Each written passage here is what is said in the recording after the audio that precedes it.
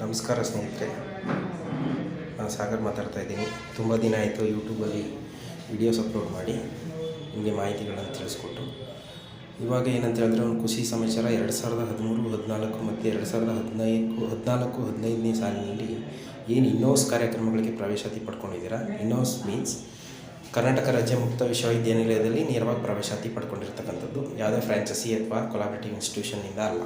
ಓಕೆನಾ. ಇನ್ನೋಸ್ ಅಂತಹ ವಿದ್ಯಾರ್ಥಿಗಳಿಗೆ, ಇನ್ನೋಸ್ ವಿದ್ಯಾರ್ಥಿಗಳಿಗೆ ಏನು 2013, 14 ಮತ್ತು 15 ಬ್ಯಾಚ್ ಅವ್ರಿಗೆ ಇದುವರೆಗೆ ಕಾನ್ವೊಕೇಶನ್ ಕೊಟ್ಟಿರಲಿಲ್ಲ ಕಾರಣಾಂತರಗಳಿಂದ. ಆದರೆ ಇವಾಗ ಕಾನ್ವೊಕೇಶನ್ ಸರ್ಟಿಫಿಕೇಟ್ ತೊಗೊಳ್ಳೋದಕ್ಕೆ ನೋಟಿಫಿಕೇಷನ್ ಮಾಡಿದ್ದಾರೆ. ಸೊ ನೀವು ಇವಾಗ ಕಾನ್ವೊಕೇಶನ್ಗೆ ಅರ್ಜಿ ಹಾಕೋಬೋದು. ಅದಕ್ಕೆ ಸಂಬಂಧಪಟ್ಟಂಥ ಗೈಡ್ಲೈನ್ಸ್ ಏನಿದೆ ಸರ್ಕ್ಯುಲರಲ್ಲಿ ನಿಮಗೆ ಸ್ಕ್ರೀನಲ್ಲಿ ತೋರಿಸ್ತಾ ಇದ್ದೀನಿ, ಏನೇನು ಡಾಕ್ಯುಮೆಂಟೇಷನ್ ಬೇಕು ಅಂತ ಹೇಳಿ. ಓಕೆನಾ. ಆನ್ಲೈನಲ್ಲಿ ಅಪ್ಲಿಕೇಶನ್ನು ನೀವು ಫಿಲ್ ಮಾಡಿ ಅದೆಲ್ಲ ಪ್ರಿಂಟೌಟ್ ತೊಗೊಂಡು ಡಾಕ್ಯುಮೆಂಟೇಷನು ಎಲ್ಲ ವರ್ಷದ marks card xerox copies attach ಮಾಡಿ 3 ಪಾಸ್ಪೋರ್ಟ್ ಸೈಜ್ ಫೋಟೋ ಹಾಕಿ ಅದನ್ನು ವಿಶ್ವವಿದ್ಯಾನಿಲಯಕ್ಕೆ ಕಳಿಸ್ಕೊಡ್ಬೇಕು,